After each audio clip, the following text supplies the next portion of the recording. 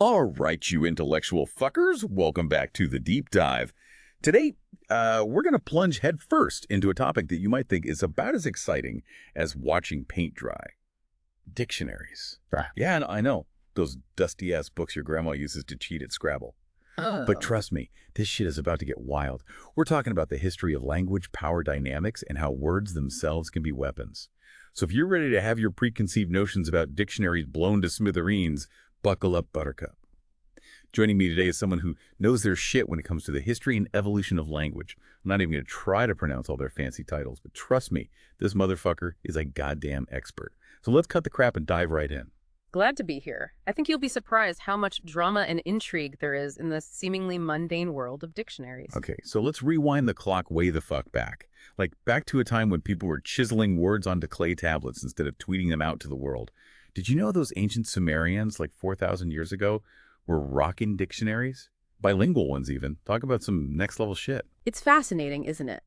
Those early dictionaries, like the Ebla tablets from around 2300 BCE, show us that even back then, people were grappling with the challenges of communication across different languages. Think about it. These bilingual dictionaries were crucial for trade diplomacy, for understanding each other's cultures. They were the key to navigating a complex world. So basically, they were the Google Translate of their time. Yeah. Pretty damn impressive considering they didn't have smartphones and shit. But what about dictionaries for just one language? When did people start defining their own words, like trying to put a fence around this wild beast of language? Well, we see early attempts at that with texts like the Chinese Arya, which dates back to the 3rd century BCE. It's considered the oldest surviving monolingual dictionary. And then there's the even older Shizupian, which is more of a collection of Chinese characters, kind of like an inventory of the building blocks of language. Okay, so the dictionary's been around for fucking ages. But let's fast forward a bit. Now everyone thinks Samuel Johnson invented the dictionary, right? Like he was the OG word nerd who single-handedly defined the English language. Total bullshit. There were tons of English dictionaries before Johnson came along, but his dictionary published in 1755 was a game changer. It brought together etymology, textual references, and that alphabetical order we're all so used to. And that motherfucker took 9 years to write. Talk about dedication. But speaking of game changers, didn't some pissed-off American come along and mess with our spellings? Tell us about Noah Webster, the OG rebel of the dictionary world. Webster was a badass who wanted a distinct American English separate from British influence. He simplified spellings, added Americanisms like skunk and squash words that reflected the unique American experience. And yeah, he pissed off the Brits in the process. Hold up, are you saying dictionaries can be political? What the fuck? I thought they were just about defining words. Absolutely. Dictionaries reflect cultural values and power dynamics. Even the choice of which words to include or exclude makes a statement. Think about it. Who gets to decide what's a real word and what's just slang? That's pretty deep, man. It's like dictionaries are battlegrounds for cultural identity, for who gets to control the language. So I guess what you're saying is dictionaries aren't just these boring-ass reference books. They're like time capsules of cultural values and power struggles. Exactly. They're a window into how societies view themselves and the world around them. They're a record of how language is used, how it evolves, and how it shapes our understanding of everything. Okay, so we've established that dictionaries are way more complex and interesting than we might think. But let's get into some juicy stuff. Tell me about the craziest dictionary out there, something I wouldn't find on my grandma's bookshelf. You know, something a little more stimulating than your average dictionary. Well, you might be surprised to learn about the sheer variety of dictionaries out there. There are reverse dictionaries where you look up a concept and find the word for it. Rhyming dictionaries for all you aspiring poets out there. Dictionaries of slang and swear words. Hold the fucking phone. A dictionary for cuss words. Now that's something I can get behind. Tell me more about this bad boy. These dictionaries are actually quite valuable resources for understanding how language evolves. They document the informal, often taboo language that isn't always captured in traditional dictionaries. They're like a window into the underbelly of society, showing us how people express themselves in unconventional ways. So it's not just about being a potty-mouthed smartass. Yeah. There's actual scholarly value in these things. Color me impressed. Tell me more. Think of it this way. These dictionaries provide insights into social history, cultural attitudes, and even the psychology of language. They document the words and phrases that people use in their everyday lives, even if those words are considered vulgar or offensive by some. They can tell us a lot about the anxieties, frustrations, and even the humor of a particular time and place. All right, so maybe I shouldn't judge dictionary by its cover, or in this case, its title. It sounds like there's a whole lot more to these books than meets the eye. Absolutely. And that's just scratching the surface. There's a whole world of dictionaries out there, each with its own unique perspective and purpose. Okay, so you've piqued my interest. But let's be real. Most people probably just use dictionaries to settle arguments about Scrabble or look up words they don't understand. What's the bigger picture here? Why should we give a shit about dictionaries beyond their practical use? Because dictionaries are more than just reference books. They're reflections of our culture, our history, and our evolving understanding of the world. They capture the nuances of language, the way words change over time, and the different ways in which we use them. They're like a mirror reflecting our collective consciousness, warts and all. So they're like a historical record of how we communicate. That's pretty fucking cool. But how exactly do dictionaries capture that history? It's not like they've got little cameras recording every conversation we have. Well, lexicographers, the people who write dictionaries, analyze vast amounts of written and spoken language to track how words are used. They look at books, articles, websites, even social media to see how words are evolving. They also consider historical texts to trace the origins of words and how their meanings have changed over time. It's a massive and constantly evolving undertaking. So they're like linguistic detectives piecing together the puzzle of language. That's some Sherlock Holmes shit right there. Yeah. But hold on, if dictionaries are based on how people actually use language, doesn't that mean they're constantly changing? Like, what's considered a bad word today might be totally acceptable tomorrow. Precisely. Language is a living, breathing thing, and dictionaries are constantly evolving to reflect that. New words are added, old words are given new meanings, and what was once considered taboo might become commonplace. It's a fascinating process to observe. So basically, dictionaries are a never-ending work in progress. That's kind of mind-blowing. It's like language is this constantly shifting landscape, and dictionaries are trying to map it out as it changes. That's a pretty daunting task, wouldn't you say? Absolutely. It's a massive undertaking, and lexicographers are constantly grappling with the challenges of keeping up with the evolution of language. They have to make decisions about which words to include, how to define them, and how to reflect the nuances of usage. It's a delicate balancing act, and there's always room for debate and interpretation. So there's a lot of subjective judgment involved. Yeah. It's not just a cold, hard science. Yeah. That's interesting because you think dictionaries would be like the ultimate authority on language. But it sounds like there's a lot more human interpretation involved than you might expect. That's right. Dictionaries are ultimately human creations, and they reflect the biases and perspectives of the people who create them. But that doesn't make them any less valuable as resources for understanding language. It just means we need to be aware of the human element involved and use dictionaries critically. Okay, so dictionaries are more complex and subjective than we might think. But let's get back to the juicy stuff. You mentioned dictionaries of slang and swear words. What are some of the craziest, most offensive terms you've come across in your research? You know, the kind of words that would make your grandma blush? Well, I'm not sure if I should be repeating those words on the air, but what I can say is that the creativity and ingenuity of human beings when it comes to inventing insults is truly remarkable. We have a seemingly endless capacity for coming up with new and inventive ways to offend each other. It really is. The sheer variety and depth of language never ceases to amaze me. Damn straight. But let's get down to brass tacks here. You mentioning these lexicographers. Who the fuck are these people? Are they like the linguistic gatekeepers deciding what words make it into the hallowed halls of the dictionary and what words get banished to the shadow realm of slang? They're more like linguistic detectives, I'd say. They spend their days and often nights poring over texts, listening to conversations, and scouring the internet, all in an attempt to understand how language is actually being used. They're looking for patterns, for shifts in meaning, for new words bubbling up from the depths of popular culture. So they're like word nerds on steroids. Yeah.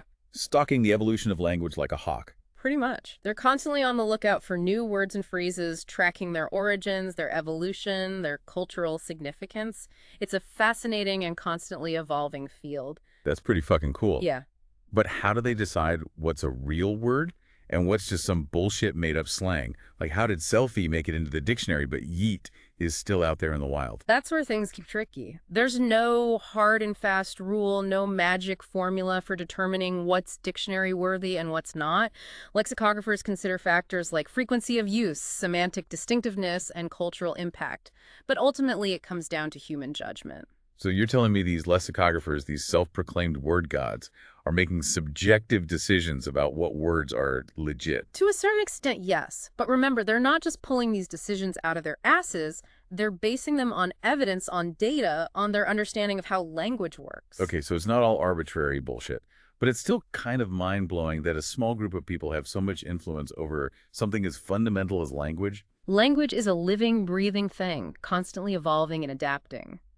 Dictionaries are simply a reflection of that evolution, a snapshot of language in a particular moment in time. So if language is always changing, does that mean dictionaries are constantly playing catch-up? Exactly. Lexicographers are always on the lookout for new words and phrases, tracking their usage, their meanings, their cultural significance.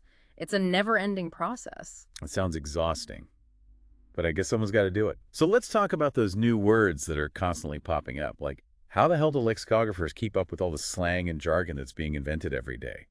Do they have some kind of secret decoder ring for internet speak? They have to be incredibly adaptable and resourceful, that's for sure.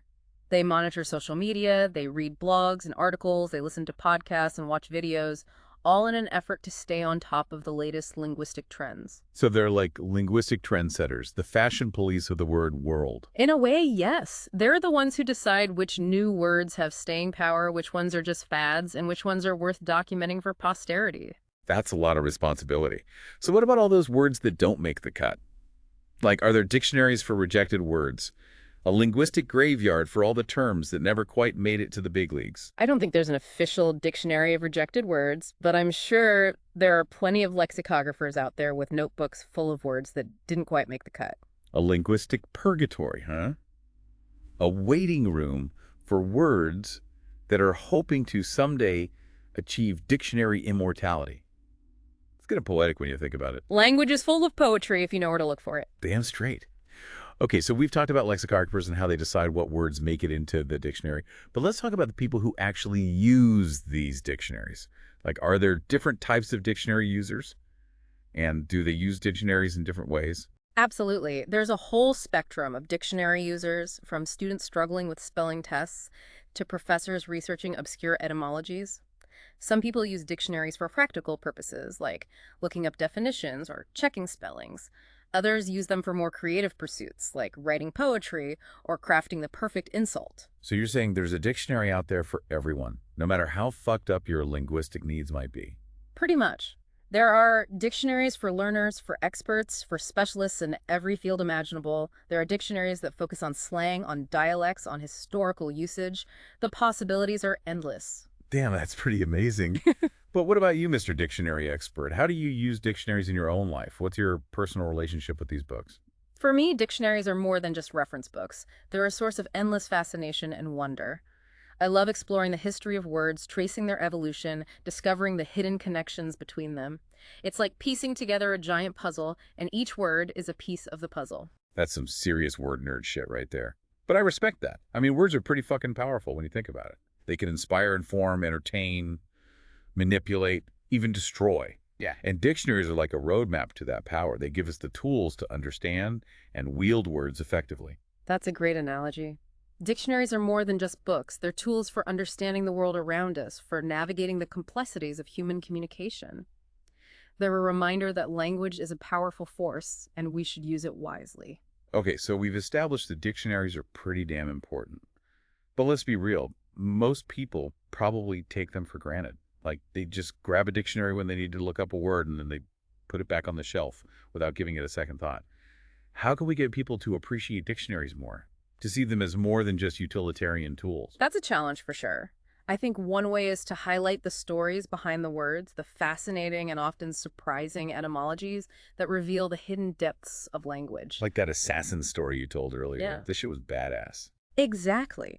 Etymology can be a powerful tool for engaging people with language, for making them see words in a new light. What are some other ways we can make dictionaries more engaging for the average person?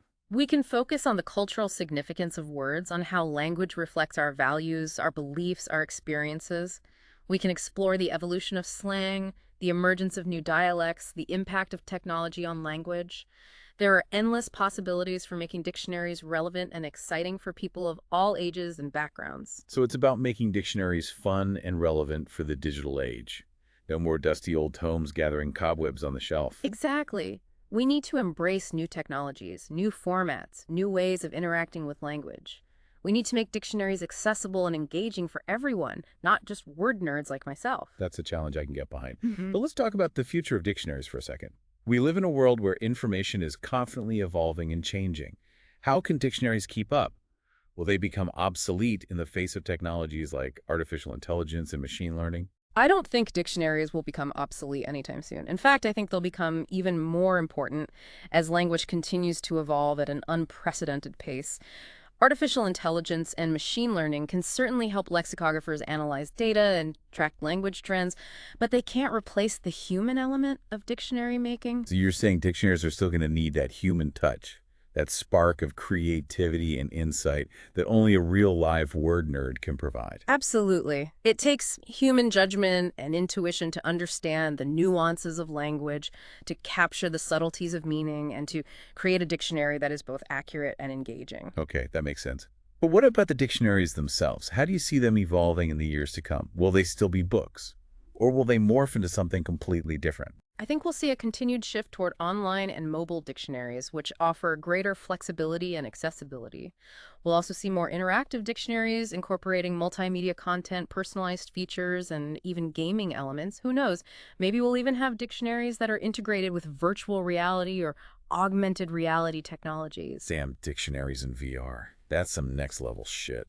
I can already picture myself wandering through a virtual library, browsing through dictionaries from different eras and cultures.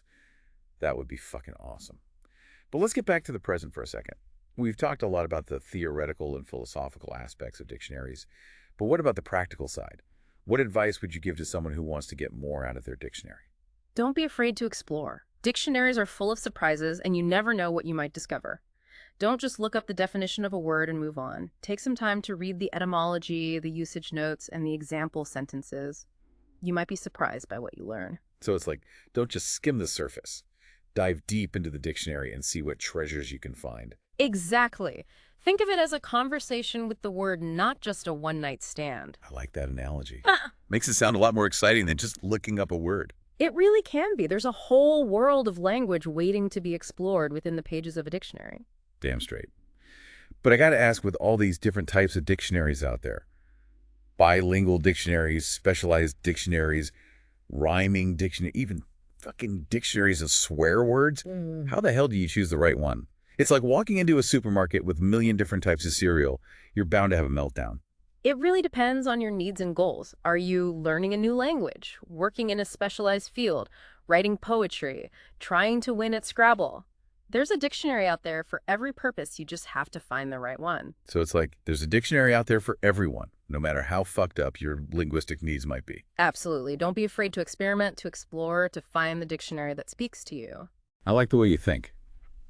Okay, so we've covered a lot of ground here, from the ancient origins of dictionaries to the future of language itself. But before we wrap up this epic deep dive, I want to ask you one last question. What's the most important thing you want our listeners to take away from this conversation? I want them to appreciate the power and beauty of language and to recognize the vital role that dictionaries play in documenting, preserving, and celebrating that power and beauty. Damn, that was deep. Dictionaries are more than just reference books. They're a reflection of who we are, how we think, and how we communicate. They're a testament to the human capacity for creativity, ingenuity, and expression. So you're saying dictionaries are like a window into the soul of humanity? In a way, yes. They capture the essence of what it means to be human, to communicate, to connect with one another through the power of words. Okay, I'm officially a dictionary convert. You've blown my mind wide open. And to all you beautiful bastards out there, I hope this deep dive has inspired you to dust off your dictionaries and take a closer look. You might be surprised at what you find. With that, we're out. Peace. All right, you magnificent motherfuckers, welcome back to the final chapter of our epic deep dive into the world of dictionaries. You might think we've squeezed every last drop of knowledge out of this topic, but trust me, we've got more mind-blowing shit to uncover, so sit back, grab a drink, and get ready for one last linguistic roller coaster ride. Always happy to delve deeper into the world of words. There's always more to discover, more to learn, more to ponder. Damn straight. Okay, so we've talked about the history of dictionaries, the different types of dictionaries out there, the people who make them, the people who use them. We've even touched on the dark side of language, the world of slang and swear words, the words that make your grandma clutch her pearls.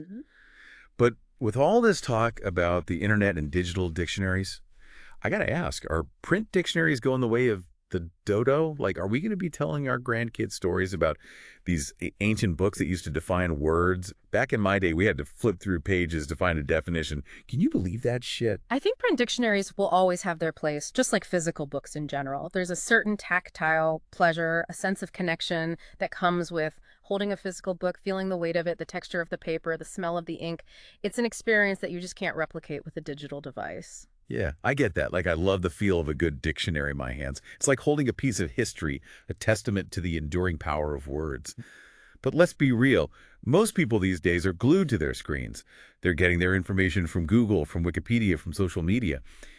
Do you think dictionaries can survive in this digital age?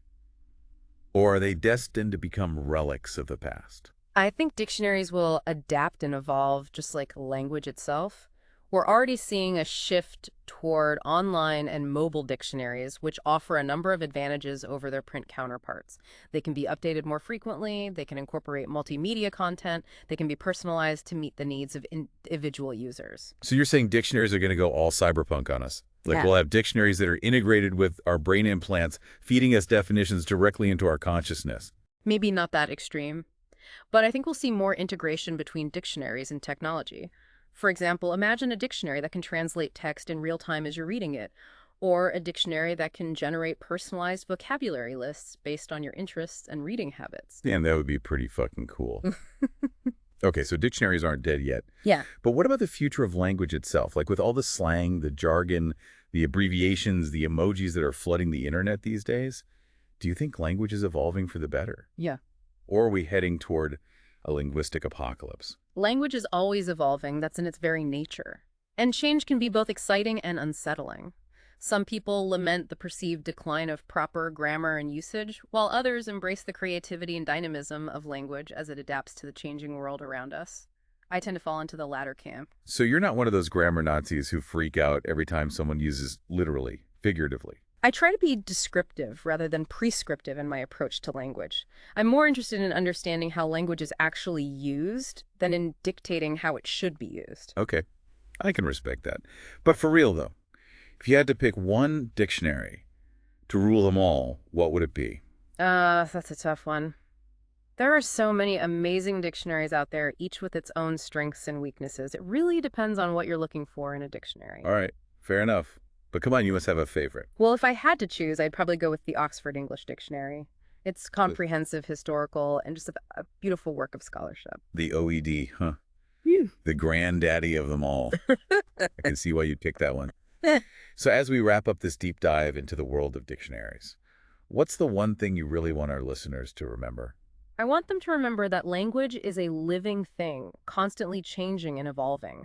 And dictionaries are a way for us to capture that evolution, to understand how language works and how it shapes our world. That's a beautiful thought. Words are powerful, man. They can build us up or tear us down. They can connect us or divide us. So it's important to use them wisely and with respect. Couldn't agree more. Well, folks, there you have it. Another deep dive in the books. And this time we tackled the fascinating and sometimes fucked up world of dictionaries.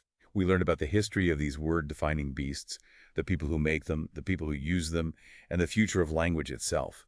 So next time you reach for a dictionary, don't just see it as a tool for looking up words. See it as a window into the human mind, a time capsule of culture, and a testament to the power of words. And remember, as always, stay curious, stay informed, and stay fucking awesome. Peace out.